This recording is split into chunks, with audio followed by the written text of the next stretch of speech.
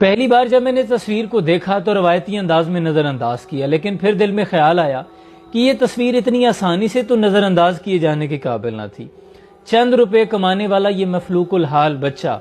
ان ارب پتیوں سے تو ہزار درجہ بہتر ہے کہ جو 5 سٹار ہوٹلز پر کھانا کھانے جاتے ہیں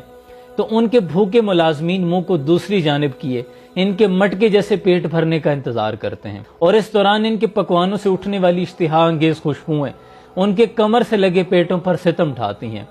اور یہ بچہ ان جاگیرداروں سے بھی ہزار درجہ بہتر ہے کہ جن کے ہاں شادی بیاہ اور دیگر تقریبات پر موٹے چاولوں کی بد مزہ بریانی اور چند تیز نمک قورمے والی دیگیں بطور خاص ڈرائیوروں اور ملازمین کے لیے ان کا پیٹ بھرنے کے لیے پکائی جاتی ہیں۔ کم از کم اس بچے کو اپنے ملازم جانور کا خیال تو ہے۔ مولانا رومی علیہ رحمہ سے کسی نے سوال کیا کہ کون سی موسیقی حرام ہے، تو اس پر مولانا رومی علیہ رحمہ نے جواب دیا کہ امیروں کے کھانے کے